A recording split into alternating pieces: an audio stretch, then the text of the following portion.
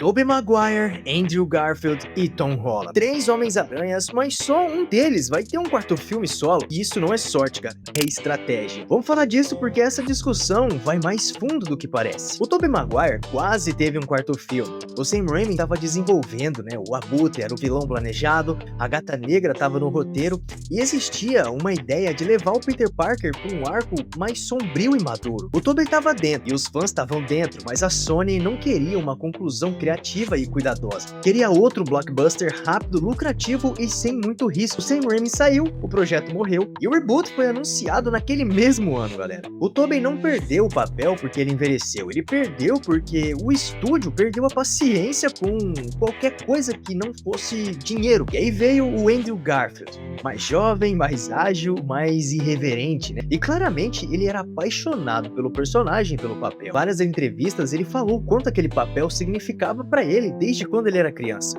E dava pra sentir isso na tela. O problema não era ele, o problema era o plano em volta de tudo esse filme. A Sony acelerou o máximo a produção do espetacular Homem-Aranha 2, não pra contar uma história completa, pra ter um teaser do Sexteto Sinistro aqui, uma Oscorp ali, um arco forçado com Harry Osborn, tudo acontecendo ao mesmo tempo. O coração do filme, a Gwen Stacy, o Peter tinha que lutar contra a promessa que fez pro pai dela. O filme foi um fracasso crítico e a franquia desmoronou. E o Andrew foi embora sem fechamento de arco, sem fechamento do ciclo. Mas então aconteceu algo que mudou completamente a realidade. A Sony estava com um universo em frangalhos e sem planos nenhum. E foi aí que o Kevin Feige apareceu com uma proposta que ninguém esperava, galera. Tipo, ele chegou na Sony e falou, mano, deixa a gente usar um pouquinho o Homem-Aranha aqui no MCU. A Sony mantém os direitos do personagem, fica com parte dos lucros dos filmes, mas a Marvel cuida de toda a criatividade. E foi um acordo que parecia bem arriscado, tanto para os dois lados, e funcionou além do que qualquer pessoa poderia imaginar. Porque para esse acordo funcionar, o novo ator precisava conquistar todo mundo do zero. E em tempo recorde, sem origem, sem história de apoio,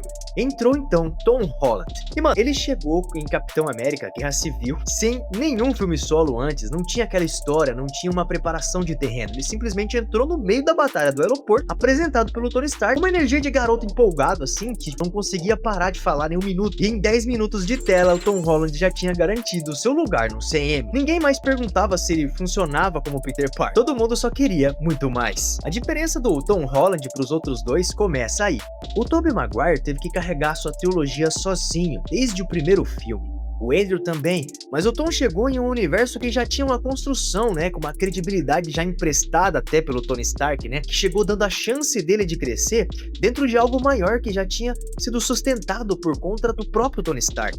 E essa vantagem foi enorme. Mas não só isso, né, teve uma dimensão de um negócio ali que pouca gente fala. O Homem-Aranha, ele é o personagem simplesmente mais lucrativo da Marvel, só que a Marvel não é dona dele no cinema, e quem é dono é a Sony.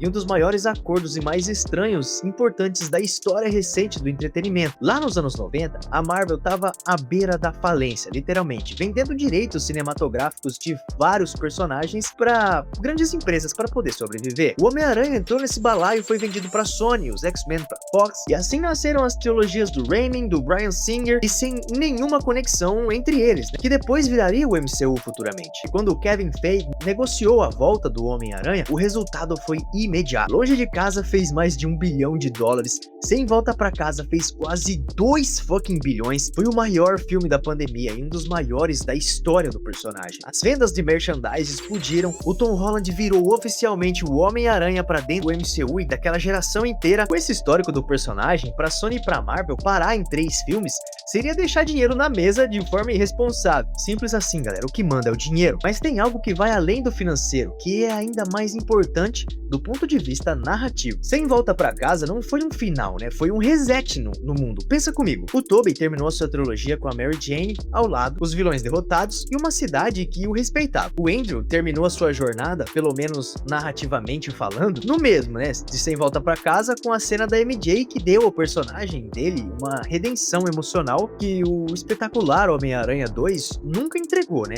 Aquele momento onde ele segura a MJ no ar e chora de alívio foi meio que o fechamento do arco do personagem do Andrew Garfield. A dívida com a Gwen Stacy finalmente foi paga, galera, em forma de metáfora com a outra MJ. Mas e o Tom, né? O Tom saiu de mãos vazias, galera, sem MJ, sem Ned, sem Vingadores, sem a tecnologia Stark, sem que ninguém sequer lembrasse que ele existia. Tudo acabou pra ele num apartamento vazio em Nova York, costurando seu novo traje ali do zero. Isso não é bem um final, né? Isso é uma nova abertura, galera. É a Marvel deliberadamente construindo Sem Volta Pra Casa como um começo de um novo ciclo pro Homem-Aranha, e não o encerramento do antigo. E isso só funciona se você tiver um quarto filme visando lá na frente. E tem outro capítulo dessa história que não é tão falado, galera. A crise de 2009, onde a Sony e a Marvel quase se separaram de vez. As negociações travaram e o acordo ia acabar. O Homem-Aranha ia sair do MCU completamente. E o que salvou isso? O Tom Holland. Ele ligou pessoalmente pro Bob Iger, o CEO da Disney na época, e pressionou ele para fazer uma reabertura das negociações. E com menos de 25 anos,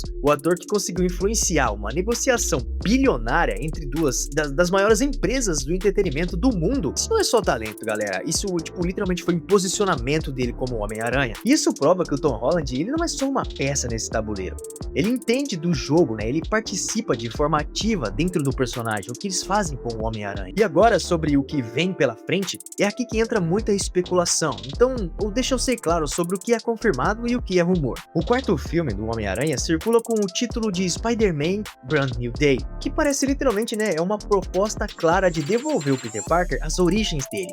Sem a tecnologia Stark, sem Vingadores, sem aquela ajuda o tempo inteiro, o Homem-Aranha de bairro, lutando contra vilões de escala humana, pagando aluguel, tentando reconstruir uma vida inteira do zero. Esse tom mais intimista, o level terrestre dos vilões, que os fãs dos quadrinhos conhecem muito bem. Essa é a essência do personagem que o MCU às vezes ficou longe de entregar pra gente, por sempre o Homem-Aranha estar no meio das ameaças cósmicas dos Vingadores. E nos quadrinhos, Brand New Day foi o arco que começou o Amazing Spider-Man 546, lá depois do quadrinho One More Day, que o Peter fez um pacto com o Mephisto que apagou o seu casamento com a Mary Jane da realidade em troca da vida da Tia May. Foi muito polêmico, foi bem controverso, mas o Peter ficou sozinho, recomeçando do zero, o que muita gente considera uma das melhores fases do personagem na história das HQs. E o MCU claramente se inspirou nessa estrutura narrativa desses quadrinhos para construir o final de Sem Volta Pra Casa, e agora o Brand New Day que vai chegar nos cinemas pra gente. Vai explorar exatamente esse lado do Peter que perdeu tudo, precisa descobrir quem ele realmente é, sem nenhum apoio externo de ninguém, nem dos seus amigos. E isso ficou muito claro pra gente no trailer que a gente viu recentemente. Nós temos o Justiceiro, temos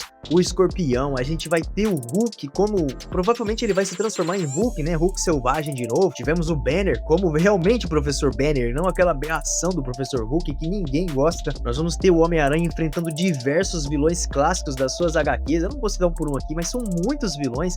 E assim, todas ameaças terrestres do jeito que o Homem-Aranha tem que ser. E existem também grandes especulações que o final desse filme pode fazer uma pequena conexão com o filme dos Vingadores que tá pra sair no final desse ano de 2026. E faz um sentido narrativo, porque o Tom Holland, ele é o único Homem-Aranha de todos que conheceu os Vingadores originais, que foi ao espaço, que conheceu 3 versões de si mesmo, que sabe o que é o multiverso e o que ele é capaz de fazer. Para construir uma nova era do MCU depois das Guerras Secretas, você precisa de alguém com raízes no universo antigo e um futuro ainda para escrever. E é exatamente isso que o Tom vai representar nessa nova fase. O Tobey e o Andrew foram Homens-Aranhas de uma outra era. Foram completamente fechados, mas foram amados, e cada um do seu jeito. O Tom Holland ainda tá no meio da sua história, galera, pode ter certeza. E por isso que existe um quarto filme, não só porque literalmente dá dinheiro, mas é porque os fãs querem, e porque a narrativa e o negócio apontam para a mesma direção. Esse Peter Parker tem muito mais a perder, e muito mais a se tornar ainda como Homem-Aranha. Mas aproveita, galera, e comenta aqui embaixo o que você acha desse quarto filme. Você acha que vai ser melhor do que os outros 3 filmes que a gente viu? Você acha que vai ser melhor do que o último filme que tinha os 3 Homens-Aranhas, que foi, tipo, vamos combinar, épico? Eu quero saber a opinião de vocês. Não esquece de me seguir lá nas redes sociais. Me segue aqui, deixa o seu inscrever-se aqui também aqui embaixo, deixa o seu like. E é isso, galera, tamo junto, muito obrigado você que assistiu até aqui, e eu fui.